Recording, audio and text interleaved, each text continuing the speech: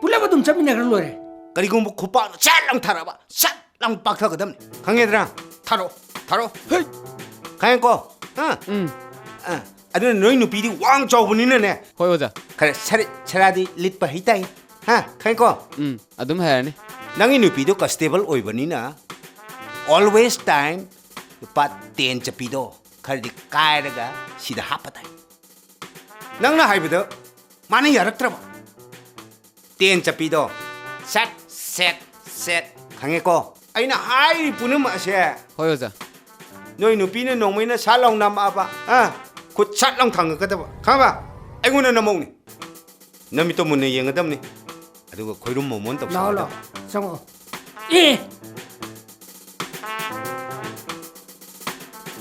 ꯑꯩ ꯍꯥꯏꯁꯤ ꯂꯣꯏ ꯈꯪꯉꯅꯤꯀꯣ ꯍꯩ ꯍꯩ ꯀꯩꯅꯣ ꯅꯤꯡꯊꯧ ꯅꯪ ꯇꯧꯏꯗꯨꯕꯣ ꯑꯩꯗꯤ ꯑꯣꯖꯥꯗ ꯅꯣꯡꯃꯩ ꯅꯝꯃꯤꯕ ꯅꯤꯡꯉꯨꯔꯦꯅꯦ ꯁꯤꯔꯝꯅꯤꯗ ꯑꯩ 이BM ꯑꯁꯤꯕꯨ ꯑꯩꯈꯣꯏ ꯊꯣꯏꯒꯤ ꯃꯆꯦ ꯅꯠꯇ꯭ꯔꯅꯦ ꯃꯥꯅꯦ ꯑꯣꯖꯥ Here we go! ꯏꯪ ꯇꯞꯄ ꯈꯤꯇꯪ ꯈꯪꯅꯤꯡꯕ. ꯍꯣꯏꯅꯦ ꯊꯥꯏꯅꯗꯤ 이BMꯁꯤ ꯌꯥꯝ ꯈꯦꯡꯈꯤꯕꯅꯤꯅꯦ ꯈꯤꯇꯪ ꯏꯪ ꯇꯞꯊꯕꯗꯤ ꯐꯕꯅꯤ ꯑꯗꯣ 이BM ꯅ ꯅꯨꯄꯥꯗꯨꯒꯤ ꯐꯣꯇꯣ ꯕꯥꯏꯑꯣꯗꯥꯇꯥꯒꯗꯤ ꯌꯥꯎꯔꯛꯑꯝ ꯅꯠꯇ꯭ꯔꯣ ꯐꯣꯇꯣ ꯅꯨꯄꯥꯗꯤ ꯅꯪꯅ ꯌꯥꯅꯕ ꯍꯣꯠꯅꯔꯤꯕ ꯅꯨꯄꯥꯗꯨꯒꯤ ꯐꯣꯇꯣ ꯕꯥꯏꯑꯣꯗꯥꯇꯥ ꯌꯥꯎꯗ꯭ꯔꯗꯤ ꯀꯃꯥꯏꯅ ꯇꯧꯅ ꯐꯣꯔꯃꯨꯂꯥ ꯄꯥꯟꯗꯣꯏꯅꯣ ꯅꯤꯡꯊꯧ ꯅ 이BMꯗ ꯁꯦꯟꯇꯔꯁꯤꯒꯤ ꯔꯨꯜꯁꯤꯡꯗꯨ ꯑꯝꯇ ꯍꯥꯏꯗ꯭ꯔꯕꯣ ꯑꯣꯖꯥ ꯃꯥꯒ ꯈꯨꯗꯛꯇ ꯍꯥꯊꯨ ꯂꯥꯛꯄꯅꯤꯅ ꯀꯔꯤꯝꯐꯥꯎ ꯈꯪꯉꯝꯃꯔꯣꯏ ꯐꯔꯦ ꯑꯗꯨꯗꯤꯅꯦ ꯔꯨꯝ ꯅꯝꯕꯔ 3ꯗ ꯆꯠꯂꯣ ꯀꯣ ꯑꯗꯨꯒ ꯐꯣꯔꯝ ꯐꯤꯜꯑꯞꯁꯤꯡꯗꯣ ꯐꯖꯅ ꯃꯦꯟꯁꯜꯂꯝꯃꯣ ꯔꯨꯜꯁꯤꯡꯗꯨꯁꯨ ꯄꯥꯔꯝꯃꯣ ꯆꯠꯂꯣ ꯑꯗꯨꯗꯤ ꯑꯩ ꯃꯥꯒꯤꯁꯦ ꯑꯃꯨꯛꯇ ꯂꯣꯏꯁꯤꯜꯂꯛꯈꯤꯒꯦꯀꯣ ꯍꯣꯏ ꯑꯣꯖꯥ ꯆꯠꯂꯣ ꯂꯥꯛꯑꯣ ꯆꯠꯁꯤ ꯂꯥꯛꯑꯣ ꯉꯥ ꯄꯨꯂꯤꯁꯀꯤ ꯅꯨꯄꯥ ꯑꯣꯏꯕꯁꯦꯅ ꯈꯔꯗꯤ ꯋꯥꯔꯦꯅꯦ ꯍꯥ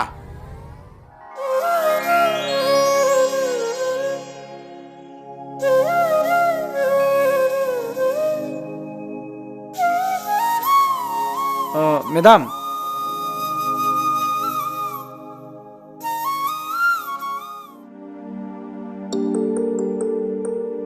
Kaino nang yengidubo? Ada yengmanida. Oh, khoi maga pabunga thabak loi jathokhiba. Aduna yumsida ithanda ngaiba. Aduna khitang section da yadaba. Lao ngaktang ka khalo.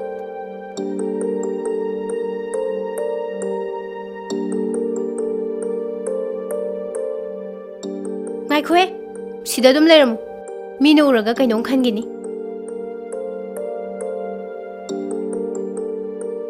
khoi saise chin chanap nagra jani ko ai dress honguge sedum phamamu lenganu ko si uredana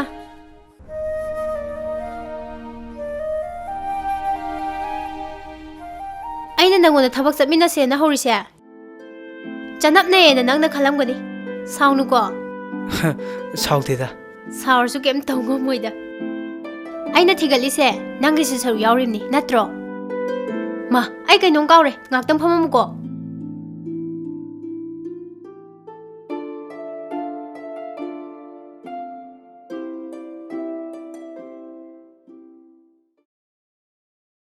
Mairaba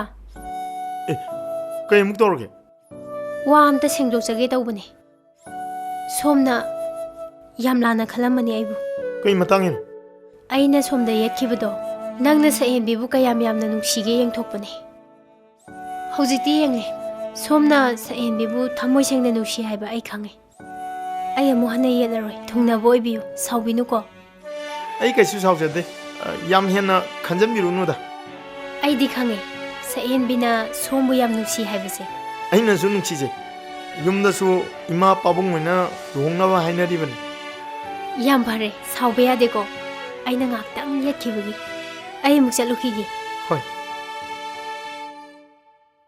ꯕꯦꯝꯃ ꯁꯣꯏꯗꯅ ꯐꯔꯛꯀꯅꯤ ꯅ ꯋꯥꯔꯁꯨ ꯋꯥꯅ ꯃꯇꯝ ꯈꯤꯇꯪꯗꯤꯅꯦ spare ꯇꯧꯕꯤꯗ ꯌꯥꯗ꯭ꯔꯦꯀꯣ ꯗꯣꯛꯇꯔꯅ ꯍꯥꯏꯕ ꯍꯤꯗꯥꯛ ꯄꯨꯝꯅꯃꯛ ꯆꯥꯕ ꯂꯣꯏꯔꯦ ꯃꯗꯨꯗ ꯂꯣꯏꯁꯤꯜꯂꯕꯗꯤ ꯍꯥꯏꯗꯅ ꯄꯥꯕꯨꯡꯅ ꯆꯩꯔꯁꯨ ꯆꯩꯅ ꯌꯥꯝ ꯋꯥꯅ ꯂꯥꯛꯆꯕꯅꯦ ꯑꯪꯀꯜꯒ ꯑꯩꯈꯣꯏꯅꯤꯁꯨ ꯗꯣꯛꯇꯔ ꯆꯠꯂꯨꯔꯕꯅꯦ ꯗꯣꯛꯇꯔꯅ ꯍꯥꯏꯕꯗ ꯕ꯭ꯔꯦꯟꯗ ꯌꯥꯝ ꯏꯝꯄ꯭ꯔꯨꯞ ꯂꯩꯔꯦ ꯍꯥꯏ ꯅꯨꯃꯤꯠ 10ꯅꯤꯗꯪꯒ ꯆꯥꯔꯒ ꯌꯦꯡꯈꯤꯁꯤ ꯍꯥꯏ ꯅꯨꯃꯤꯠ 10ꯅꯤꯗꯣ ꯆꯥꯔꯁꯨ ꯐꯠꯇ꯭ꯔꯕꯗꯤ ꯀꯝꯗꯧꯕ ꯑꯩꯅ ꯃꯥꯒꯤ ꯃꯑꯣꯡꯁꯤꯗ ꯅꯨꯡꯉꯥꯏꯇꯕꯗꯒꯤ ꯃꯤꯆꯩ ꯀꯌꯥ ꯈꯥꯡꯗꯨꯅ ꯃꯐꯝꯁꯤꯗ ꯂꯥꯛꯈꯤꯕꯅꯦ ꯕꯦꯃꯥ ꯑꯩꯈꯣꯏꯁꯨ ꯅꯪꯒꯤ ꯑꯋꯥꯕ ꯂꯣꯏꯅ ꯈꯪꯉꯤ ꯌꯥꯔꯒꯗꯤ ꯋꯥꯔꯁꯨ ꯋꯥꯅ ꯃꯇꯝ ꯈꯤꯇꯪꯒ ꯈꯪꯃꯤꯟꯅꯈꯤꯁꯤꯕ ꯐꯔꯦ ꯑꯩ ꯅꯨꯃꯤꯠ 10ꯅꯤꯗꯨꯃꯗꯤ ꯃꯥꯕꯨ ꯍꯤꯗꯥꯛ ꯄꯤꯖꯕ ꯂꯥꯛꯈꯤꯅꯤ ꯃꯗꯨꯒꯤ ꯃꯇꯨꯡꯗ ꯑꯩꯅ ꯂꯥꯛꯇꯕꯗ ꯑꯩꯕꯨ ꯋꯥꯔꯧꯕꯤꯒꯅꯨ ꯕꯣꯁ ꯃꯌꯥꯝ ꯄꯨꯝꯅꯃꯛ ꯑꯩꯒꯤꯗꯃꯛꯇ ꯋꯥꯕꯤꯈ꯭ꯔ ꯃꯥꯜꯂꯦ ꯄꯨꯝꯅꯃꯛꯀꯤ ꯂꯃꯟ ꯑꯩ ꯁꯤꯡꯖꯒꯦ ꯑꯩꯕꯨ ꯀꯩꯁꯨ ꯅꯨꯡꯁꯤꯕꯤꯗꯕ ꯃꯤ ꯑꯃꯅ ꯑꯩꯒꯤꯗꯃꯛꯇ ꯍꯣꯠꯅꯕꯤꯕꯁꯦ ꯑꯩ ꯌꯥꯝ ꯅꯨꯡꯉꯥꯏ ꯑꯩꯁꯨ ꯃꯥꯒꯤ ꯑꯄꯥꯝꯕꯗꯣ ꯊꯨꯡꯅꯕ ꯍꯣꯠꯅꯒꯅꯤ ꯃꯉꯥꯜꯂꯩꯃ ꯑꯩ ꯉꯁꯤꯗꯒꯤ ꯑꯃꯨꯛ ꯍꯟꯅ ꯌꯦꯠꯂꯔꯣꯏ ꯕꯣꯁ ꯑꯩꯒꯤꯗꯃꯛꯇ ꯃꯤꯉꯣꯟꯗ ꯋꯥꯍꯟꯕꯤꯒꯅꯨ ꯑꯩ ꯆꯠꯂꯒꯦ ꯕꯣꯁ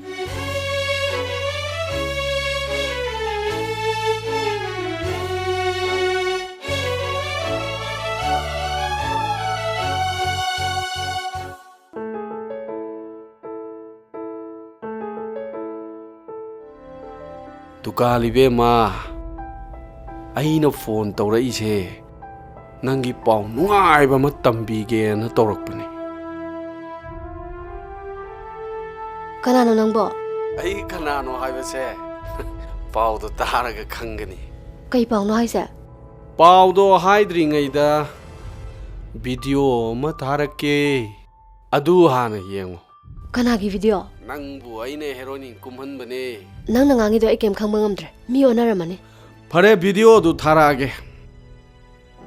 ꯔꯤꯂꯤꯁ ꯇꯧꯗ꯭ꯔꯤꯉꯩꯗ ꯁ꯭ꯀ꯭ꯔꯤꯅꯤꯡ ꯑꯃꯨꯛꯇꯪ ꯇꯧ ꯑꯗꯨꯒ ꯅꯪ ꯋꯥꯈꯜ ꯇꯥꯔꯅꯤ ꯍꯜꯂꯣ ꯍꯜꯂꯣ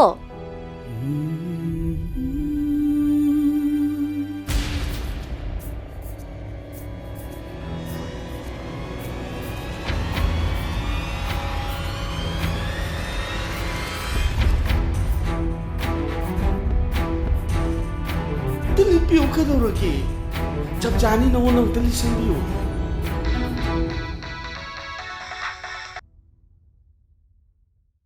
ꯗꯨꯀꯥꯟꯂꯤꯕꯦꯝꯃ ꯅꯪ ꯚꯤꯗꯤꯑꯣꯗꯨ ꯌꯦꯡꯉꯕ꯭ꯔꯣ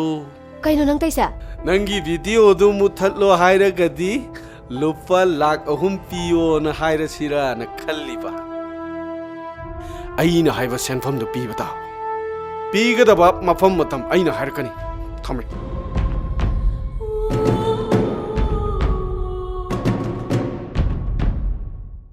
এডমিশ্যন নৰবাৰ হা ঠিক আছে আজি মই ঘৰত অলপ সোনকালে যাম ভাইটিৰ পইচা পঠাব লাগে জাৰো জাৰো এই নং ꯉꯥꯏꯈꯣ ꯀꯩꯒꯤꯅꯣ ꯅꯪ ꯑꯁꯨꯛ ꯌꯥꯝ ꯊꯦꯡꯂꯛꯏꯗꯤ ꯍꯥ ꯀꯩꯅꯣ ꯁꯔꯅ ꯍꯥꯏꯕ ꯄꯨꯡꯗꯨꯗꯤ ꯇꯥꯗ꯭ꯔꯤꯌꯦ ꯑꯦ ꯅꯆꯤꯟ ꯊꯤꯅꯨ ꯒꯥꯔꯤ ꯆꯠꯇꯕ ꯑꯃ ꯁꯤꯖꯜꯂꯒ ꯑꯦ ꯁꯤꯗ ꯇꯝꯒꯦ ꯍꯥꯏꯔꯗꯤꯅꯦ ꯂꯥꯛꯅꯤꯡꯕ ꯃꯇꯝꯗ ꯂꯥꯛꯄꯗꯤ ꯌꯥꯔꯣꯏ ꯈꯪꯕ ꯁꯔ ꯑꯗꯨꯝꯅꯗꯤ ꯍꯥꯏꯕꯤꯒꯅꯨꯗ ꯐꯖꯅ ꯍꯥꯏꯅꯁꯤ ꯑꯩ ꯃꯐꯝꯁꯤꯗ ꯇꯝꯃꯁꯨ ꯌꯥꯏ ꯇꯝꯗ꯭ꯔꯁꯨ ꯌꯥꯏ ꯑꯩ ꯆꯠꯂꯦ ꯑꯩ ꯉꯥꯏꯈꯣꯅ ꯍꯩꯕꯦꯝꯃ ꯑꯩꯅ ꯍꯧꯖꯤꯛ ꯇꯧꯔꯤꯗꯣ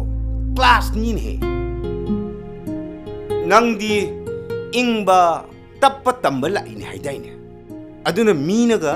ꯊꯤꯅ ꯁꯥꯎꯅ ꯉꯥꯡꯉꯛꯑꯒꯁꯨ ꯅꯪꯅ ꯏꯔꯦꯟꯅ ꯇꯞꯊꯅ ꯉꯥꯡꯕ ꯇꯝꯒꯗꯕꯅꯤ ꯈꯪꯉꯦꯀꯣ ꯌꯦꯡꯉꯣ ꯑꯩꯅ ꯍꯧꯖꯤꯛ ꯇꯧꯈꯤꯕ ꯑꯗꯨꯃꯥꯏꯅꯅꯦ ꯅꯪ ꯑꯃꯨꯛ ꯇꯧ ꯑꯩꯅ ꯀꯃꯥꯏꯅ ꯇꯧꯔꯒꯦꯗꯣ ꯌꯦꯡꯉꯣ ꯀꯃꯥꯟ ꯂꯥꯛꯑꯣ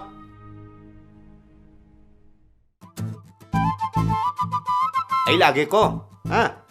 ꯑꯩꯁꯦ ꯅꯪꯅꯤ ꯈꯪꯕ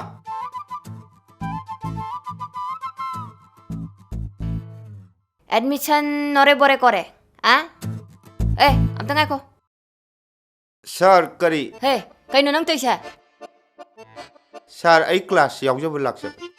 ꯑꯗꯨꯒ ꯀꯔꯤꯒꯤꯅꯣ ꯑꯗꯨꯛ ꯊꯦꯡꯅ ꯂꯥꯛꯏꯗꯤ ꯁꯥꯔꯅ ꯍꯥꯏꯕ ꯃꯇꯝꯗꯨꯗꯤ ꯍꯦꯟꯗ꯭ꯔꯤ ꯀꯩꯅꯣ ꯅꯆꯤꯟ ꯊꯤꯅꯣ ꯒꯥꯔꯤ ꯌꯥꯗꯕ ꯑꯃ ꯁꯤꯖꯜꯂꯒ ꯃꯐꯝꯁꯦ ꯅꯣꯏꯅ ꯇꯝꯅꯤꯡꯉꯒ ꯇꯝꯅꯤꯡꯗ꯭ꯔꯒ ꯇꯣꯛ ꯃꯗꯨ ꯌꯥꯔꯣꯏ ꯁꯥꯔꯅ ꯄꯪꯁꯥꯎ ꯁꯥꯎꯒꯠꯄꯤꯔꯦ ꯑꯁꯥꯎꯕꯗꯣ ꯑꯝꯇ ꯐꯥꯗꯕꯤ ꯃꯍꯩ ꯇꯝꯕ ꯂꯥꯛꯄ ꯁ꯭ꯇꯨꯗꯦꯟ ꯑꯃꯗ ꯑꯗꯨꯃꯥꯏꯅ ꯁꯥꯎꯒꯠꯄꯤꯔꯗꯤ ꯀꯃꯥꯏꯅ ꯇꯧꯅꯤ ꯈꯪꯉꯦꯗꯅ ꯇꯣ ꯑꯗꯨꯅꯤ ꯑꯗꯨꯃꯥꯏꯅ ꯃꯤꯅ ꯁꯥꯎꯒꯠꯄ ꯃꯇꯝꯗ ꯏꯪꯅ ꯇꯞꯅ ꯇꯨ ꯕꯤ ꯀꯨꯜ ꯗꯥꯎꯟ ꯈꯪꯉꯦꯀꯣ ꯈꯪꯉꯦ ꯆꯂꯣ ꯁꯔ ꯀ꯭ꯂꯥꯁꯔꯨꯝ ꯂꯩꯔꯣ ꯑꯩ ꯂꯥꯛꯑꯒꯦ ꯍꯣꯏ ꯁꯔ ꯑꯣꯀꯦ ꯑꯣꯀꯦ ꯆꯥꯎꯔꯦꯅ ꯍꯥꯏꯔꯤꯕ ꯅꯤꯄꯥꯗꯨꯕꯨ ꯁꯥꯒꯩ ꯆꯥꯎꯕ꯭ꯔꯅꯦꯍꯦ ꯀꯔꯤꯒꯤꯅꯣ ꯄꯥꯕꯨꯡ ꯏꯄꯥꯅ ꯍꯥꯏꯕꯗꯤ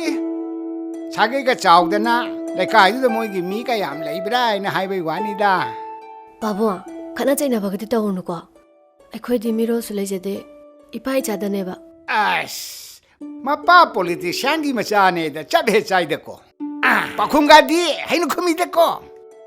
ꯀꯩꯅꯣ ꯄꯥꯕꯨꯡꯅ ꯉꯥꯡꯉꯤꯗꯨꯕꯣ ꯑꯩ ꯅꯄꯥꯁꯦ ꯚꯣꯠ ꯂꯦꯞꯄꯛꯀꯗꯕ ꯅꯤꯄꯥꯅꯤꯅꯦ ꯑꯗꯨꯒꯤ ꯃꯊꯛꯇ ꯁꯤఎꯝ ꯑꯣꯏꯔꯛꯀꯗꯣꯔꯤꯕ ꯑꯗꯨꯒꯤꯅꯤꯅꯦ ꯑꯩꯅ ꯃꯣꯏꯒꯤ ꯁꯪꯒ ꯆꯥꯎꯕ꯭ꯔꯥ ꯃꯤ ꯌꯥꯝ ꯂꯩꯕ꯭ꯔꯥ ꯍꯥꯏꯅ ꯍꯪꯉꯤꯁꯦ ꯄꯥꯕꯨꯡꯅ ꯁꯤ ꯑꯦꯝ ꯑꯣꯏꯕꯒ ꯃꯣꯏꯒꯤ ꯁꯥꯒꯩ ꯆꯥꯎꯕꯒ ꯀꯩ ꯃꯔꯤ ꯂꯩꯅꯒꯦ ꯑꯩ ꯕꯦꯝꯃ ꯅꯄꯥꯁꯦ ꯀꯟꯇ꯭ꯔꯤ ꯇꯔꯦꯠꯀꯤ ꯏꯁꯤꯡ ꯊꯛꯂꯛꯑꯕꯅꯤ ꯄꯥꯕꯨꯡ ꯋꯥꯈꯜ ꯅꯨꯡꯉꯥꯏꯇ꯭ꯔꯤꯉꯩꯁꯤꯗꯅꯦ ꯄꯥꯡ ꯉꯥꯡꯖꯜꯂꯛꯀꯅꯨꯀꯣ ꯑꯩꯅ ꯍꯥꯏꯗꯤ ꯏꯆꯥꯅ ꯅꯨꯄꯥꯗꯨꯒꯤ ꯃꯌꯨꯝꯗ ꯆꯠꯇꯅ ꯍꯤꯗꯥꯛ ꯄꯤꯖꯕꯒꯤ ꯏꯄꯥꯅ ꯆꯩꯕꯗ ꯅꯪꯅ ꯎꯡꯗꯨꯅ ꯂꯩꯕꯗꯣ ꯏꯄꯥ ꯅꯨꯡꯉꯥꯏꯇꯦꯅꯦ ꯀꯔꯤꯅꯣ ꯄꯥꯕꯨꯡꯅ ꯉꯥꯡꯉꯤꯗꯨꯕꯣ ꯑꯁ ꯄꯥꯎꯒ ꯑꯝꯇ ꯐꯥꯎꯅꯗ꯭ꯔꯦꯀꯣ ꯀꯩꯁꯨ ꯍꯪꯒꯣꯏꯒꯅꯨ ꯏꯕꯦꯝꯃ ꯏꯃꯨꯡꯁꯤꯗ ꯂꯩꯔꯤꯕꯁꯦ ꯏꯄꯥ ꯏꯆꯥꯗꯅꯤ ꯅꯪꯒꯤ ꯑꯄꯥꯝꯕꯗꯅꯦ ꯏꯄꯥ ꯀꯔꯤꯝꯇ ꯊꯤꯡꯉꯣꯏ ꯑꯣ ꯄꯥꯕꯨꯡꯅ ꯍꯥꯏꯁꯤ ꯁꯥꯒꯩ ꯌꯥꯝ ꯆꯥꯎꯕ ꯚꯣꯇꯔ ꯌꯥꯝ ꯂꯩꯕ ꯏꯃꯨꯡꯗ ꯌꯥꯝ ꯊꯨꯅ ꯆꯦꯜꯍꯟꯅꯤꯡꯕꯩ ꯋꯥꯅꯤꯅꯦ ꯑꯩ ꯑꯗꯨꯒꯤ ꯅꯠꯇꯦꯅꯦ ꯅꯪꯅ ꯎꯡꯗꯨꯅ ꯂꯩꯕꯗꯨ ꯅꯨꯡꯉꯥꯏꯇꯦ ꯍꯥꯏꯕꯩ ꯋꯥꯅꯤꯅꯦ ꯑꯗꯨ ꯑꯣꯏꯒꯅꯅꯦ ꯑꯩ ꯅꯦꯒ꯭ꯔꯣꯗ ꯑꯣꯏꯅ ꯆꯦꯟꯈ꯭ꯔꯣꯔꯣ ꯑꯦ ꯐꯖꯔꯅꯤ ꯏꯁꯨꯗꯨꯗꯤ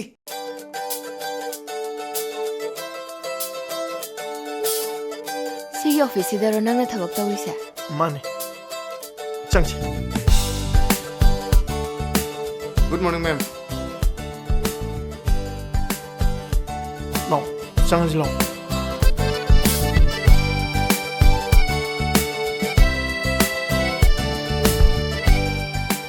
ꯂꯥꯛꯑꯣ ꯆꯪꯉꯣ ꯐꯝꯃꯣ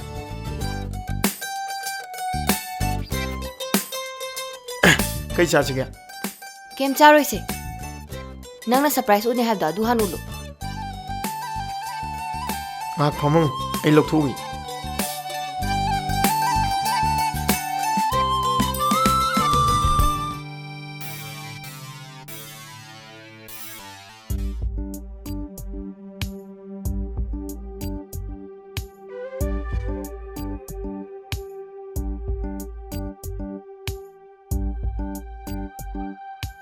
Happy birthday, Sayanvi. Sina, fruit. ꯑꯩ ꯕꯔꯊꯗꯦꯅꯤꯗꯤ ꯅꯪꯉꯣꯟꯗ ꯀꯅꯥꯅ ꯍꯥꯏꯔꯛꯀꯦ ꯅꯤꯡꯊꯧ ꯅꯨꯄꯤꯅ ꯍꯪꯕꯗ ꯅꯤꯡꯊꯧ ꯅꯨꯄꯤꯅ ꯍꯥꯏꯔꯛꯄꯅꯤ ꯉꯁꯤꯁꯦ ꯑꯩꯒꯤ ꯕꯔꯊꯗꯦ ꯅꯠꯇꯤꯌꯦ ꯃꯥꯅ ꯑꯣꯟꯅꯅ ꯍꯥꯏꯖꯜꯂꯛꯏꯗꯨꯅ ꯀꯩꯒꯤꯅꯣ ꯑꯇꯣꯞꯄ ꯀꯦꯁ ꯍꯥꯏꯗꯨꯅꯤ ꯇꯧꯔꯤꯁꯦ ꯍꯣꯏꯗ ꯕꯔꯊꯗꯦ ꯅꯨꯃꯤꯠꯇ ꯄꯤꯗ꯭ꯔꯁꯨ ꯍꯥꯟꯅ ꯄꯤꯕ ꯌꯥꯏ ꯀꯩꯁꯨ ꯀꯥꯏꯗꯦ ꯀꯩꯅꯣ ꯍꯣꯏꯗ ꯄ꯭ꯔꯤꯄꯦꯗ ꯍꯥꯏꯗꯨꯅꯤꯗ ꯁꯤꯁꯨ ꯃꯩꯔꯥꯕ ꯉꯁꯤꯒꯤ ꯒꯤꯐ ꯄꯤꯈ꯭ꯔꯦꯅ ꯕꯔꯊꯗꯦ ꯅꯨꯃꯤꯠꯇ ꯄꯤꯔꯛꯇꯕꯗꯤ ꯌꯥꯔꯣꯏꯀꯣ ꯄꯤꯊꯔ ꯂꯣꯏꯔꯦ ꯀꯩꯅꯣ ꯑꯗꯨ ꯃꯤꯅꯤꯠ ꯑꯝꯇ ꯂꯩꯔꯝꯃꯣ ꯁꯤ ꯐꯨꯔꯤꯠꯀꯁꯦ ꯐꯖꯕ꯭ꯔꯥ ꯌꯦꯡꯉꯝꯃꯣ ꯑꯩ ꯄꯥꯎ ꯑꯝꯇ ꯍꯥꯏꯔꯨꯒꯦꯕ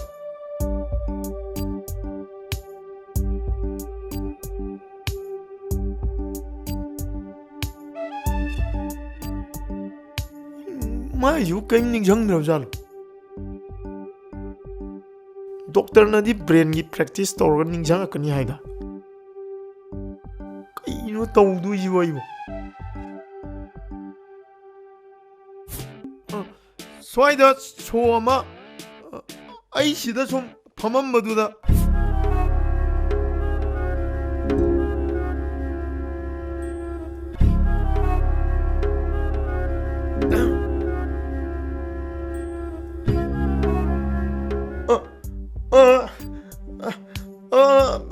스와이드 소 ꯃꯩꯔꯥꯕ ꯀꯔꯤ ꯊꯤꯔꯤꯅꯣ 아이부 스와이드 소마 까이 정거잖아 소도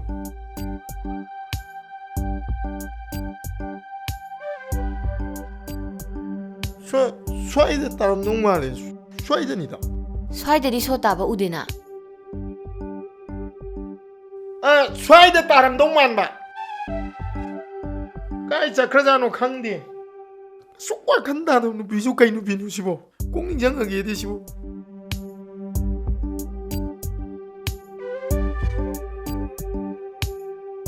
난 강가우담도 야브레용. 영어는 뭐이다? 영어민이. 난 디나미디 빠잔 탁바자니네. 빠잔나 탁바자네 봐. 거. 낭나 케이스 칸다 떠이니다. ngasi기 birthday ori natamnina aina sapodo kong tare ne aina piri ba birthday mamal je fugal takai tare na duide birthday gi fukat na bo honai ngai da otum jana ni ko otu du su nang leita ba hoi ne lerege la chase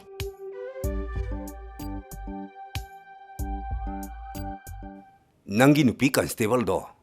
san anaba dong na tirega leire tabada as nang oja yam nungare ꯑꯗꯣ ꯑꯣꯖꯥ ꯀꯩ ꯆꯥꯁꯤꯒꯦ yaida nang pijaningba ma chagi yai ꯑꯣ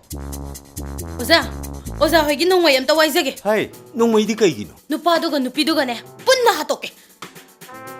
wa wari se kidang serious wore nangi nungai budo pungwang mang hani chalo nang na ne pijaning budo leiruro bema la sida nang na haiba nongmai du di leiti ne 모래기 약만 범디 레이네 핫배야 뭐 그게 레기 오자 낭나 얌 시저버 누빠도 핫게 하이로 호이 오자 미체 얌나래 에이 love is mad 눅시바시 앙아보네 하리시니고 해톰바 누피두 센게수네 까임다 칼로노 ꯀꯩꯅꯣ ꯅꯨꯄꯤꯗꯨ ꯆꯦꯟꯈꯤꯕꯒꯤ ꯊꯃꯣꯏ ꯆꯥꯛꯇꯨꯅ ꯂꯩꯔꯤꯉꯩꯁꯤꯗ ꯑꯣꯖꯥꯅ ꯀꯔꯤꯝꯇ ꯈꯜꯂꯨꯔꯅꯨ ꯍꯥꯏꯁꯤꯕꯨ ꯀꯩꯅꯣꯕ ꯍꯦ ꯅꯨꯄꯤꯁꯤꯗꯤ ꯌꯥꯔꯤꯈꯩꯅꯦ ꯊꯤꯔꯣꯏꯗꯕꯅꯤꯅꯦ ꯐꯖꯕ ꯑꯉꯥꯡ ꯃꯌꯥꯝ ꯑꯃ ꯊꯣꯛꯂꯛꯏꯁꯨ ꯎꯗ꯭ꯔꯣ ꯃꯗꯨ ꯎꯔꯒ ꯊꯃꯣꯏꯁꯦ ꯆꯥꯏꯕꯅꯤꯅꯦ ꯅꯪꯅ ꯅꯨꯄꯤ ꯆꯦꯜꯍꯧꯗ꯭ꯔꯤꯗꯣ ꯅꯔꯥꯏꯕꯛ ꯌꯥꯝ ꯐꯔꯒꯖꯥꯠꯅꯤ 누빠두가 누피두가 찌앵그러가 까리기노 능 갑도이두보 에라 누빠부 못한다로 마도게 다이록도 같더니 내 건데 하이레이시 비바얌다 ngaiko 앙뚱 낭 오자 와 해계시 눅시나바 아마 까이나래디 눅시바 아마는 면거다 love Philips the loves 하리시니네 가이노사나 하이두바 누시바부 우다 와다 뻥판 빨레이바 야바이 타입다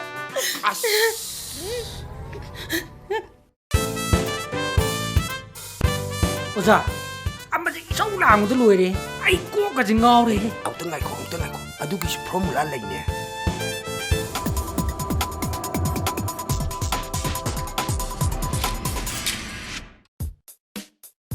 헤이 동바 낭기다웅때네 낭 오자나 로이나 파나마 실라머니 헤이 예마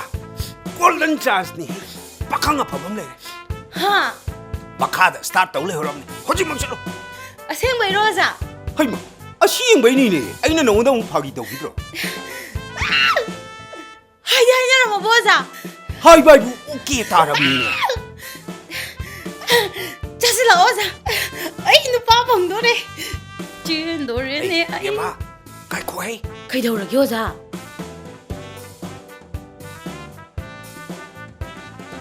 시 읍설로 반디 오자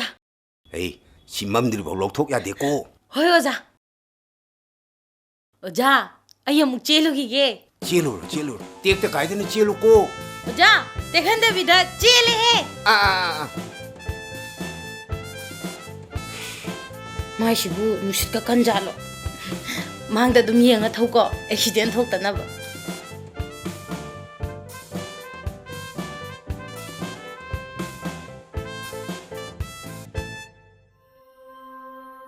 로미 아이나 마펌바자 왕행한 게 해도 시지니 시기통 아두가 시싱 나게 떨레 이보 빨로 빨징제 버저들어 아이 보리 마펌지 야야들어 파자바 파자다바 라이리 마시기 마팜시 바이니 한 라크라보 라크라두디 그런 깐다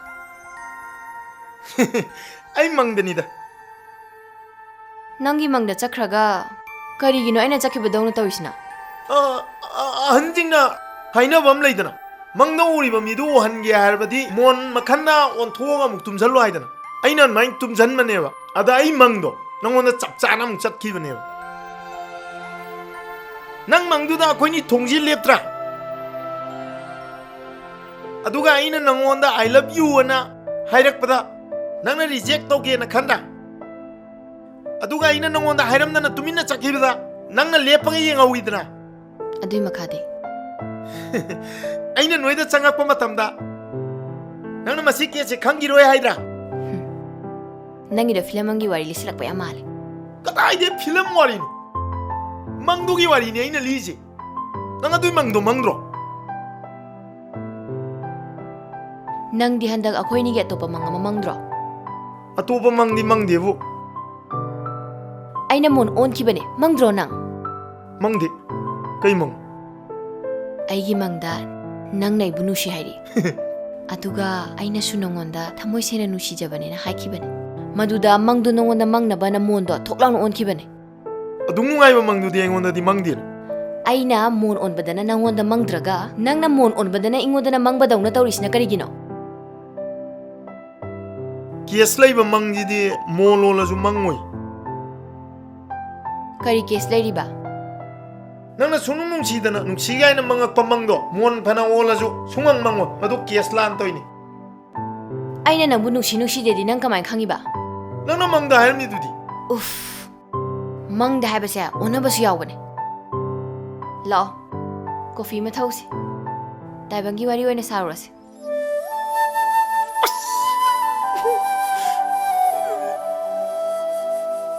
ꯅꯆꯥ ꯅꯨꯄꯥꯗꯨꯅ ꯃꯤꯒꯤ ꯊꯕꯛꯇꯨ ꯌꯥꯎꯔꯨꯔꯅꯨ ꯍꯥꯏꯕꯁꯨ ꯌꯥꯗꯦ ꯃꯁꯥꯒꯤꯁꯤꯗ ꯃꯥꯏꯄꯨꯅꯅ ꯌꯦꯡꯁꯤꯜꯂꯨ ꯍꯥꯏꯕꯁꯨ ꯌꯥꯗꯦ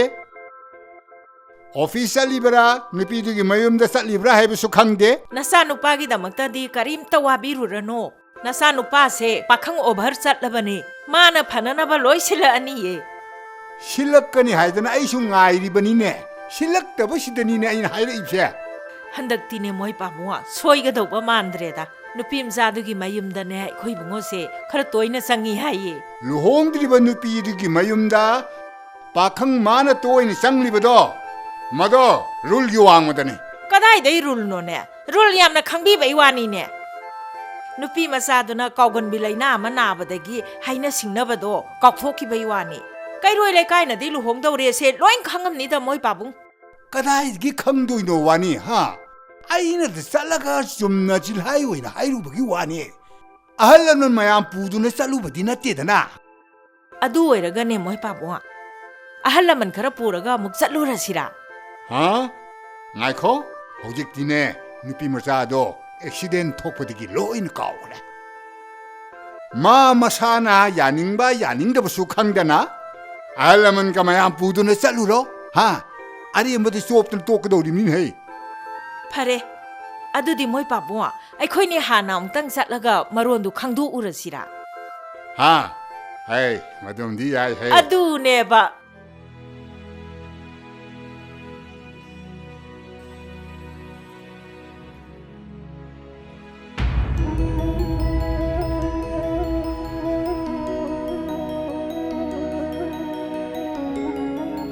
ꯁꯦ ꯏꯕꯦꯝꯃ ꯅꯪꯒꯤ ꯆꯥ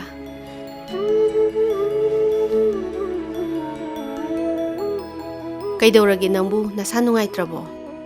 ꯀꯩꯁꯨ ꯇꯧꯗꯦ ꯏꯃꯥ ꯉꯁꯤꯁꯦ ꯃꯪ ꯌꯥꯝ ꯅꯨꯡꯉꯥꯏꯔꯝꯗꯦ ꯃꯪꯒꯤ ꯋꯥꯕꯨ ꯀꯔꯤꯁꯨ ꯈꯜꯂꯨꯅꯨꯗ ꯏꯆꯥꯁꯤꯗꯤ ꯅꯪ ꯆꯥꯛ ꯊꯥꯒꯠꯂꯝꯃꯣ ꯏꯃꯥ ꯄꯣꯠ ꯑꯃꯈꯛꯇ ꯂꯩꯔꯨꯈꯤꯒꯦ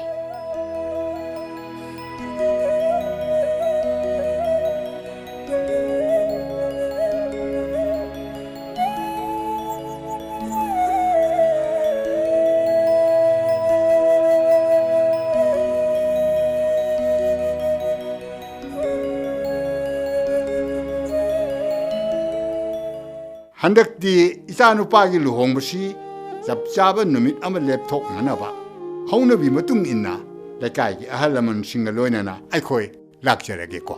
ꯆꯨꯝꯃꯤ ꯍꯥꯟꯅꯒꯤꯗꯨꯅ ꯁꯨꯝ ꯆꯤꯜꯍꯥꯏ ꯍꯥꯏꯕꯗꯨꯅꯤ ꯍꯟꯗꯛꯇꯤ ꯈꯔ ꯆꯥꯎꯅ ꯂꯥꯛꯆꯅꯤꯡꯕ ꯌꯥꯏꯌꯦ ꯏꯆꯦꯃ ꯑꯗꯣ ꯏꯃꯧ ꯅꯨꯄꯤ ꯑꯣꯏꯒꯗꯕꯤ ꯅꯨꯄꯤ ꯃꯆꯥꯗꯣ ꯑꯗꯨꯗ ꯃꯃꯥ 이베마나 야나나바 파자나 하이비로고. ꯐꯅꯤ ꯏꯆꯦꯃ 이베마 ꯆꯥꯗꯣ ꯄꯤꯌꯨ 야래. ꯃꯩꯔꯥꯕꯒꯤ ꯄꯥꯕꯨꯡꯒ 이마ꯒꯁꯦ 이사부 하이나ꯕ ꯂꯥꯛꯏꯅꯦ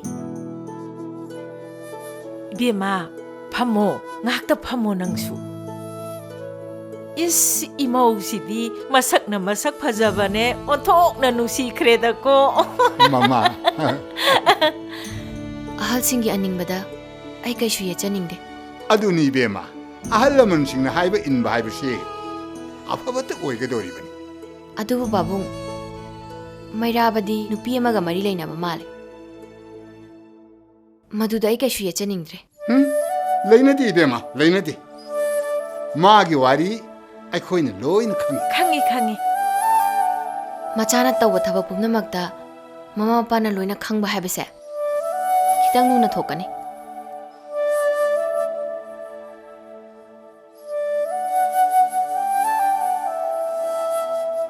ꯁꯤꯝꯇ ꯌꯦꯡꯕꯤꯌꯨ ꯃꯣꯏ ꯄꯥꯕꯨꯡ ꯁꯌꯦꯟ ꯃꯤꯗꯤ ꯑꯩꯈꯣꯏ ꯑꯍꯜ ꯂꯃꯟꯅ ꯁꯨꯝ ꯍꯥꯏꯅꯔꯨꯕꯗꯒꯤ ꯃꯇꯝ ꯂꯦꯟꯅꯕ ꯀꯣꯏꯁꯟꯕꯅꯤꯗ ꯃꯁꯤ ꯔꯨꯜꯒꯤ ꯋꯥꯡꯃꯗꯅꯤꯅꯦ ꯃꯁꯦ ꯑꯁ ꯑꯣꯟꯊꯣꯛꯅ ꯇꯨꯀꯠꯆꯔꯦꯗꯀꯣ ꯃꯁꯤꯒꯤ ꯑꯉꯥꯡ ꯑꯁꯤꯅ ꯇꯧꯔꯤꯁꯦ ꯍꯩꯃꯥ ꯍꯧꯖꯤꯛꯄꯨ ꯁꯤꯕꯨ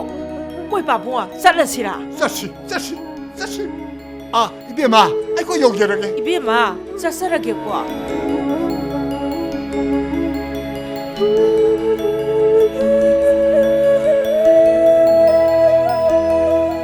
마이게 상만을 보는 거네 아이 오이러모임 이미망나 폰도 우라암네 마 오이러모이가 아이나 yumda nupi busalo yadripsidi lamda nupi pangkoi lebe wanine ha hai mado rule gi wangmadani ipa pamde ko 뽕나 하이비리지데 아이제 프렘 소프랑이 몽이 신이네 하이 까리기 마옹노 살로다나 폰도 항모다나 사엠비다 살루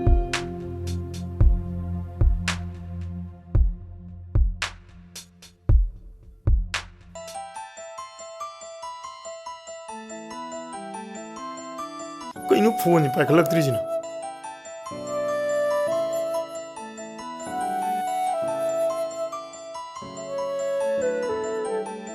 केसे लुदोरिनी निखाय नंदी कम कांदा हनगे खलिनो ꯑꯩꯒꯤ ꯑꯅꯤꯡꯕꯁꯦ ꯊꯨꯡꯗ꯭ꯔꯤ ꯐꯥꯎꯒꯤꯗꯤ ꯑꯩ ꯍꯟꯈꯤꯔꯣꯏꯗ निखाय नंगे अवाबदो आई लोई खंगे आईगिसु कॉलेज लाइफ ते खंगनजरंबा अमा लेरमे टेररिस्ट ग्रुप अमना मियाम तिनबा मफमदा बोम पोखाय हनबदगी मिसम तरा लेखिदे मदुदा महाकसु यावखि आईसु पेंदबदगी थबग असि चंखिबने मिहातपा मियामगी लनथुमतपा मियामगी यeknaba singse maru phangna muthatke khale police ꯗꯤꯄꯥꯔꯠꯃꯦꯟꯁꯦ ꯁꯣꯝꯒꯨꯝꯕ ꯉꯥꯛꯇ ꯂꯩꯔꯝꯃꯗꯤ ꯏꯔꯥꯏ ꯂꯥꯏꯅ ꯃꯨꯊꯠꯄ ꯉꯝꯒꯗꯕꯅꯦ ꯑꯗꯨꯕꯨ ꯊꯃꯣꯏ ꯁꯦꯡꯗꯕ ꯈꯔ ꯌꯥꯎꯔꯤꯕꯁꯤꯅ ꯂꯣꯏꯅ ꯆꯦꯟꯊꯍꯜꯂꯦ ꯃꯤꯒꯤ ꯋꯥꯈꯜ ꯃꯥꯟꯅꯗꯦ ꯈꯤꯇꯪꯗꯤ ꯌꯥꯎ ꯇꯥꯝꯅꯤ ꯀꯩꯅꯣ ꯑꯗꯨꯕꯨ ꯂꯣ ꯍꯥꯏꯕ ꯑꯃꯗꯤ ꯂꯩꯔꯤ ꯃꯤꯗꯨꯒꯤ ꯃꯔꯥꯟꯒꯤ ꯃꯇꯨꯡ ꯏꯟꯅ ꯄꯅꯤꯁꯃꯦꯟ ꯁꯣꯏꯗꯅ ꯐꯪꯒꯅꯤ ꯀꯔꯝꯕ ꯃꯇꯝꯗ ꯐꯪꯒꯗꯕ ꯄꯅꯤꯁꯃꯦꯟꯅꯣ ꯊꯣꯏꯒꯤ ꯃꯤꯌꯥꯠ ꯉꯁꯤ ꯐꯥꯎꯕ ꯐꯥꯕ ꯉꯝꯂꯕꯣ ꯊꯧꯗꯣꯛ ꯈꯨꯗꯤꯡꯃꯛꯇ ꯄꯅꯤꯁꯃꯦꯟ ꯄꯤꯕ ꯃꯇꯝꯗ ꯆꯍꯤ 10-20 ꯆꯪꯕ ꯉꯥꯛꯇꯅꯤ ꯃꯗꯣ ꯊꯧꯗꯣꯛꯇꯨꯒꯤ ꯃꯇꯨꯡ ꯏꯜꯂꯦ ꯅꯣꯡ ꯅꯤꯅꯤꯗ ꯐꯥꯕꯁꯨ ꯑꯗꯨꯝ ꯌꯥꯎꯏ ꯀꯩꯅꯣ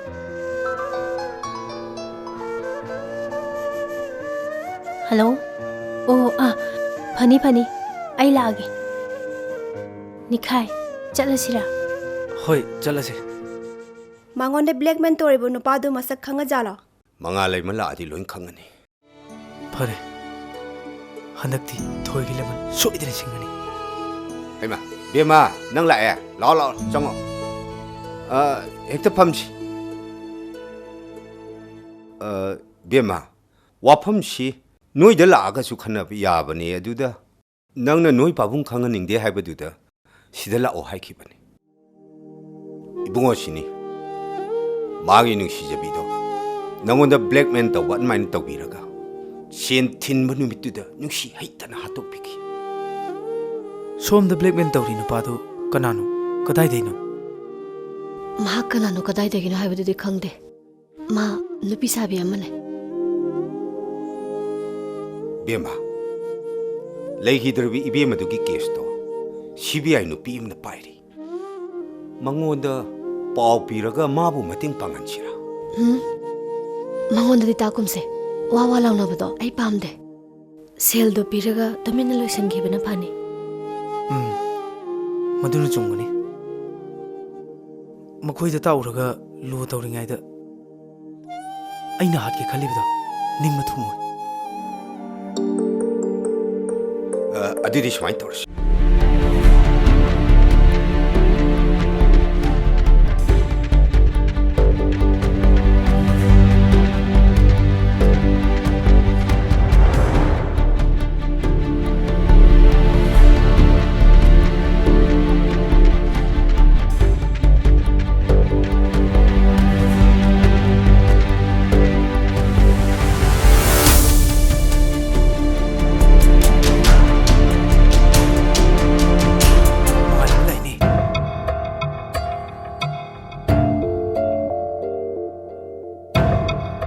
गिमा मीदुना हाइबो मफमदुबु कयां वालिगेने स्वाइदने बाबू कइनो नंबु फोन तो तरुग आमतदि हंगुदना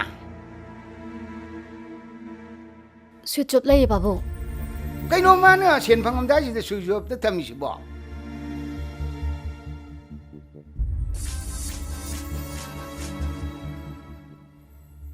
नतोमदो लाओ हारगा प्लास्टिक की मी मामला पोरै दो कइनो अखोय बाबूंगने बाबूंग ओरसु यादेने उसी कार मना नाकता लाखनी नथंदा तुंगो नथंदा लाकतबा अदा करी हाइरे इनो इबेमा बाबू मीदुने करी हाइरे इबा आई थंदा लाक्तेन हाइरेने अदो हौजिक सिदा कार अमा लाकनी अदुदा यावरो ओय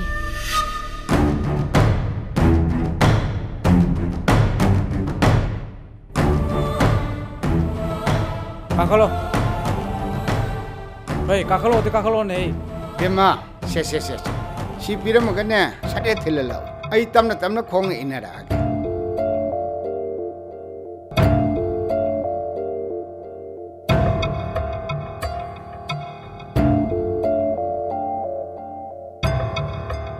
कहीं मथंद कार से तुंग सके खंगनी लो लो तरफ लो मोइने सिन कदो देइन कइनो जान तो पिरिसि कइदो रगे हैमा असम थिंगबा अहिंग सिदा नसाना पितो मथंद थादोक कइ होइने हे तुदि असाइबा दम तानर के योंसिदा अमता लो चलो ना चलो जा तोम ला मसिन तुंगगा ताना रोसि ए फोटो तो खम ngai khoi mi ta thiusi e oza ba nang mora ma yam phare mi ta thiusi hoi hoi za ka khat ro za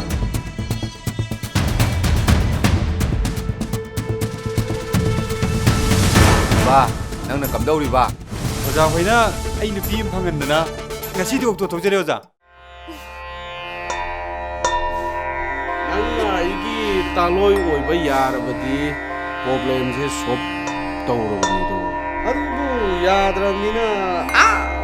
Chatap तारे आईगी सक खंखिबा हाइबसे नंग लेम थावा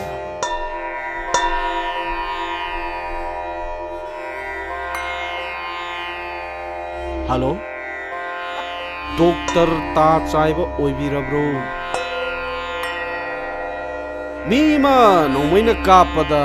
कदाइदा कापगदी याम थुना सिनी कुकता अदु ओइरो येनो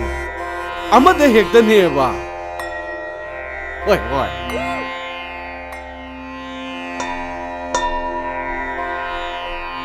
नंगी नसक खुफजाजिगा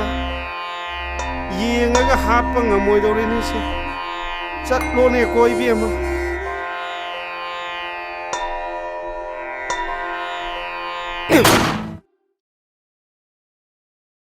치람만이네 따오리제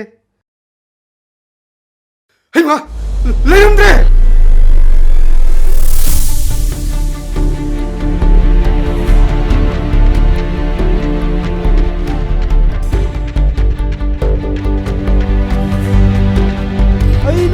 ꯁꯦꯜ ꯈꯔ ꯈꯔ ꯄꯤꯔꯒ ꯅꯦꯛꯄ ꯑꯉꯥꯡꯗꯨꯗꯤ ꯁ꯭ꯋꯥꯏꯗ ꯂꯣꯏꯁꯤꯜꯂꯝꯃꯦꯗꯅ ꯁꯤꯗꯤ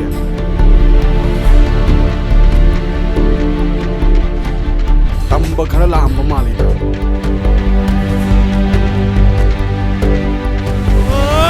ꯃꯃꯥꯏꯗꯨꯗꯅꯦ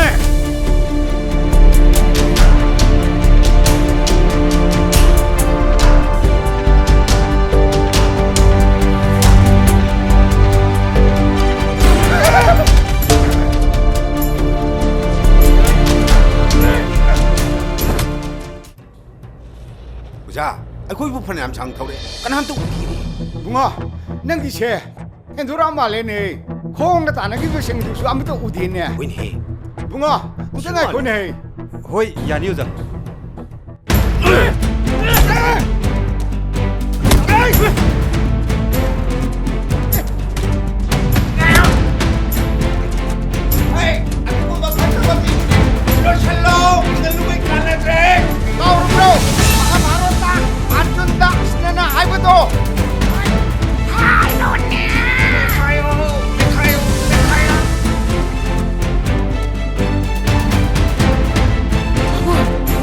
마, 난 사장님들 거기잖아. 덕대 바보.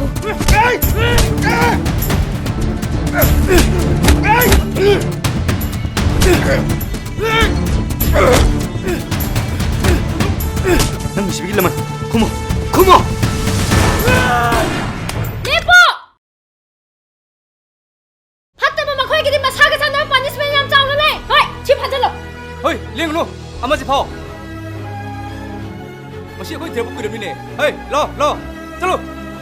ये मीना तरनी सियाम कलो ए चलो चलो मसाज का चलो चलो ले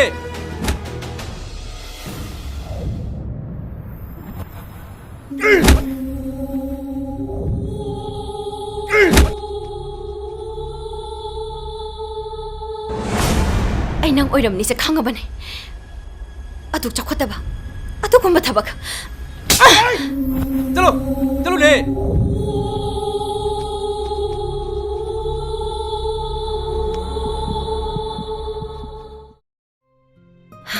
니카이, 낭나 사고 파타방 감다바다기 미핫바 미사 아마디 오해닝데.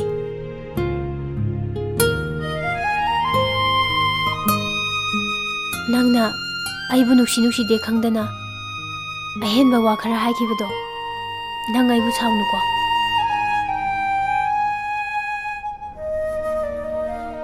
토일레키다바기 아와바도 키탕도 이수 꼭나바 하이다나 아이나 하이키바네. 에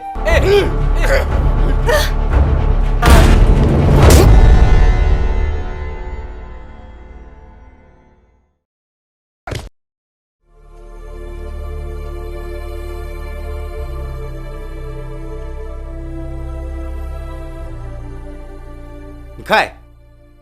नंग नमागी पुंसी कलिसे हिंदी फिल्म नगो ओरदिने रू हायगने नुसिनेरदबनी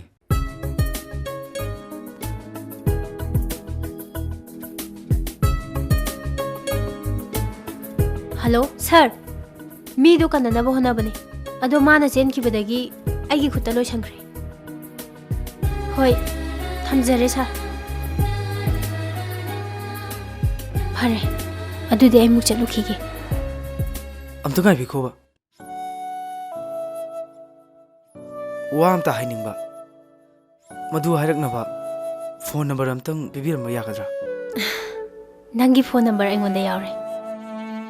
आइना हान हाइरकदोइने चले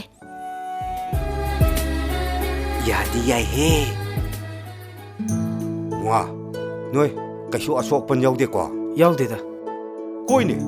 नबानी न पफुदा फुग्रे 붕어, 짜우렌. 능 이빠나 하이기부싱도 능 사우누고. 나 코이니 여러분들에게디 이사시 아와 밤다 다른 거 때문에 해.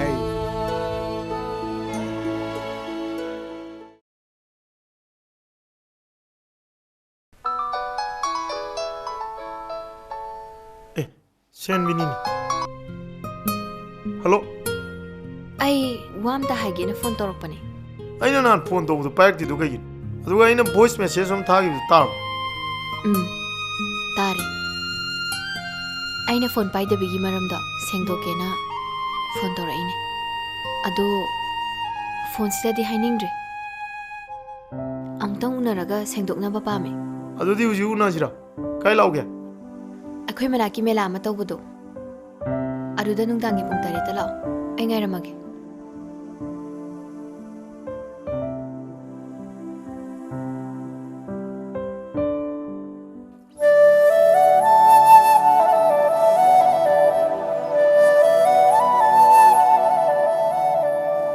ꯑꯩꯗꯤ ꯂꯥꯛꯑꯔꯣꯏꯗꯕꯣꯏ ꯅꯤꯡꯉꯨꯔꯦ ꯑꯩ ꯈꯔ ꯊꯦꯡꯗꯣꯛꯈ꯭ꯔꯦ ꯐꯖꯕ꯭ꯔꯥ ꯌꯥꯝ ꯐꯖꯩ ꯅꯪꯅ ꯑꯩꯒꯤ ꯕꯔꯊꯗꯦꯗ ꯄꯤꯔꯛꯄꯗꯨꯅꯦ ꯀꯣꯐꯤ ꯑꯃ ꯊꯧꯁꯤꯔꯥ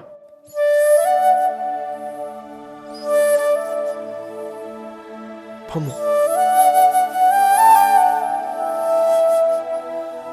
ꯑꯩꯅ ꯐꯣꯟ ꯇꯧꯕꯁꯨ ꯄꯥꯏꯔꯛꯇꯦ ꯑꯗꯨꯒ ꯌꯥꯝ ꯊꯥꯖꯗꯅ ꯎꯅꯁꯦ ꯍꯥꯏꯔꯤꯁꯤꯕꯨ ꯀꯩ ꯂꯩꯔꯒꯦ ꯃꯩꯔꯥꯕ ꯏꯕꯥꯅꯤꯒꯤ ꯃꯔꯤꯁꯦ ꯊꯥꯗꯠꯅꯕ ꯁꯤꯜꯂꯝꯕ CBI ꯅꯨꯄꯤ ꯑꯃ ꯑꯩꯒꯤ ꯅꯥꯛꯇ ꯂꯥꯛꯑꯝꯃꯦ ꯅꯣꯡꯊꯥꯡ ꯂꯩꯃ ꯀꯧꯏ ꯍꯥꯏ ꯑꯩꯈꯣꯏ ꯄꯥꯎꯅ ꯍꯥꯏꯅꯩꯌꯦꯅ ꯍꯥꯏꯖꯟꯕ ꯅꯨꯄꯤꯗꯣ ꯑꯣꯏꯔꯝꯒꯅꯤ ꯃꯥꯅꯦ ꯅꯈꯣꯏꯗ ꯂꯥꯛꯑꯝꯕ ꯅꯨꯄꯤꯗꯣ ꯃꯥꯅ ꯅꯦꯛꯂꯒ ꯃꯃꯥ ꯁꯥꯗꯨꯅ ꯊꯥꯖꯤꯜꯂꯛꯄꯅꯦ ꯑꯗꯨꯗ ꯅꯠꯇꯅ ꯚꯤꯗꯤꯑꯣ ꯅꯝꯂꯒ ꯅꯪꯒ ꯆꯞ ꯃꯥꯟꯅꯕ ꯃꯤ ꯑꯃꯅ ꯃꯈꯣꯟ ꯁꯤꯜꯂꯒ ꯑꯩꯒꯤ WhatsAppꯇ ꯊꯥꯖꯤꯜꯂꯛꯈꯤ ꯃꯗꯨ ꯑꯁꯦꯡꯕ ꯑꯣꯏꯔꯕꯣꯏ ꯅꯤꯡꯗꯨꯅ ꯅꯣꯏꯒꯤ ꯏꯃꯥꯒ ꯄꯥꯕꯨꯡꯒ ꯑꯩꯕꯨ ꯍꯥꯏꯕ ꯂꯥꯛꯄꯗ ꯌꯥꯈꯤꯗꯦ ꯃꯥꯅ ꯁꯤꯜꯂꯕꯤꯕ ꯄꯨꯝꯅꯃꯛꯇꯣ ꯂꯥꯜꯂꯦ ꯈꯪꯉꯛꯄꯗꯒꯤ ꯑꯩꯒꯤ ꯅꯥꯛꯇ ꯁꯦꯡꯗꯣꯛꯄ ꯂꯥꯛꯑꯝꯃꯦ ꯀꯩꯅꯣ ꯃꯥꯅ ꯑꯗꯨꯃꯥꯏꯅ ꯇꯧꯏꯗꯣ ꯑꯩꯕꯨ ꯅꯪꯅ ꯂꯧꯔꯒ ꯑꯩꯈꯣꯏꯒꯤ ꯂꯩꯖꯔꯤꯕ ꯂꯟꯊꯨꯝ ꯄꯨꯝꯅꯃꯛꯁꯦ ꯅꯪꯒꯤ ꯑꯣꯏꯅꯕ ꯅꯨꯡꯁꯤꯖꯔꯕ ꯑꯩꯒꯤ ꯏꯅꯥꯎꯅꯨꯄꯤꯗꯨꯕꯨ ꯅꯪꯅ ꯍꯥꯠꯄꯅꯦꯅ ꯃꯥꯅ ꯈꯜꯂꯝꯃꯦ ꯅꯪꯅ ꯍꯥꯠꯄ ꯅꯠꯇꯦꯅ ꯈꯪꯂꯛꯄ ꯃꯤꯀꯨꯞꯇꯨꯗꯅꯦ ꯃꯥꯅ ꯑꯩꯒꯤ ꯅꯥꯛꯇ ꯂꯥꯛꯑꯝꯃꯤꯗꯣ ꯅꯪꯒꯤ ꯅꯅꯥꯛꯇꯁꯨ ꯃꯥ ꯁꯣꯏꯗꯅ ꯂꯥꯛꯈꯤꯅꯤ ꯊꯣꯏ ꯂꯩꯈꯤꯗꯕꯗꯤ ꯀꯃꯥꯏꯅ ꯈꯪꯉꯤꯕ ꯊꯣꯏ ꯂꯩꯈꯤꯗ꯭ꯔꯦ ꯍꯥꯏꯕꯗꯣ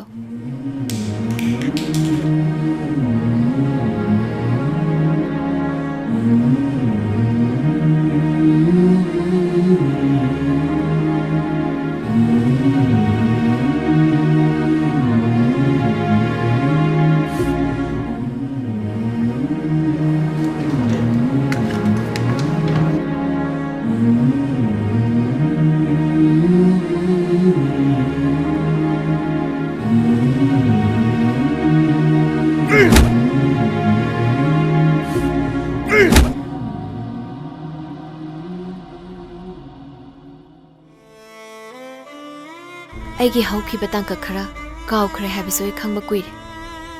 ꯑꯗꯨꯕꯨ ꯏꯃꯥ ꯑꯃꯗꯤ ꯑꯗꯣꯝꯅ ꯑꯩꯒꯤꯗꯃꯛ ꯍꯣꯠꯅꯕꯤꯕꯗꯨ ꯎꯕꯗ ꯑꯩ ꯈꯪꯅ ꯈꯪꯖꯤꯟꯅꯈꯤꯗꯕꯅꯤ ꯑꯩꯕꯨ ꯏꯃꯥꯅ ꯌꯨꯝꯗꯒꯤ ꯍꯦꯟꯗꯣꯛꯍꯟꯅꯤꯡꯈꯤꯗꯦ ꯀꯅꯥꯒꯁꯨ ꯎꯅꯗꯅꯕ ꯀꯟꯅ ꯁꯦꯟꯅꯕꯤꯈꯤ ꯑꯗꯨꯕꯨ ꯅꯣꯡꯃ ꯑꯩꯅ ꯊꯕꯛ ꯑꯃ ꯆꯠꯄꯗ ꯏꯃꯥꯟꯅꯕꯤ ꯑꯃ ꯊꯦꯡꯅꯕꯗꯒꯤ ꯃꯥꯅ ꯅꯪ ꯑꯩꯒꯤ ꯍꯧꯈꯤꯕ ꯋꯥꯔꯤ ꯄꯨꯝꯅꯃꯛ ꯃꯊꯪ ꯃꯊꯪ ꯂꯤꯔꯛꯈꯤ ꯃꯥꯅ ꯍꯥꯏꯔꯛꯄꯗꯒꯤ ꯑꯩꯕꯨ ꯌꯦꯡꯂꯤꯕ ꯗꯥꯛꯇꯔꯗꯨꯒꯤ ꯃꯅꯥꯛꯇ ꯑꯩ ꯎꯅꯕ ꯆꯠꯂꯦ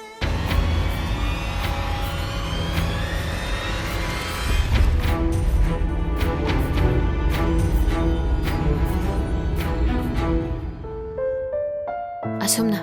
ꯏꯃꯥꯟꯅꯕꯤ ꯑꯃꯗꯤ ꯗꯣꯛꯇꯔꯗꯨꯒꯤ ꯃꯇꯦꯡꯅ ꯉꯁꯤꯗꯤ ꯑꯩ ꯄꯨꯝꯅꯃꯛ ꯈꯪꯕ ꯉꯝꯂꯦ ꯍꯧꯖꯤꯛꯇꯤ ꯍꯥꯟꯅꯩ ꯊꯧꯗꯣꯛ ꯄꯨꯝꯅꯃꯛ ꯅꯤꯡꯁꯤꯡꯉꯕ ꯅꯠꯇ꯭ꯔꯣ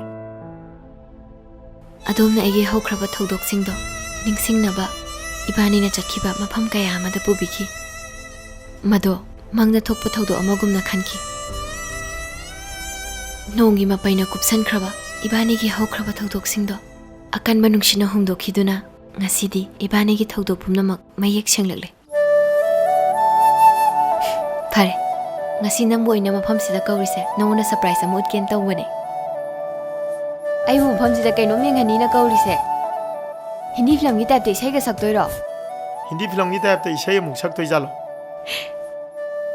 nateda ngasi se nangi am special oiba numine nangdi ai birthday ni kamai khangi ba nangi birthday bu aina kamai khangoi doino yengu ko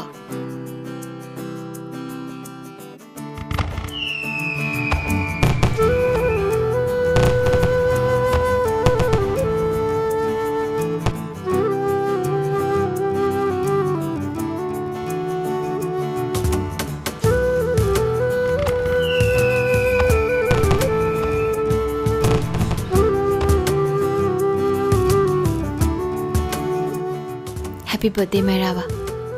Thank you. ꯐꯖꯗ꯭ꯔꯕꯣ? ꯐꯖꯩꯌꯦ.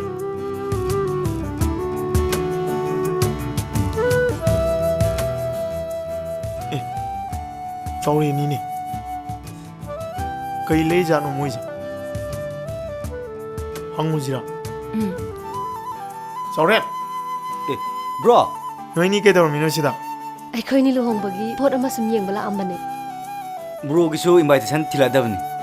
ꯅꯪꯒꯤ 인비테이션ꯗꯤ ꯊꯤꯜꯂꯛꯇ꯭ꯔꯁꯨ ꯌꯥꯔꯦ. ꯑꯩꯈꯣꯏ ꯌꯨꯝꯗ ꯅꯪꯒꯤ 인비테이션ꯅ ꯋꯥꯏ ꯆꯥꯏ ꯂꯩꯔꯝꯃꯦ.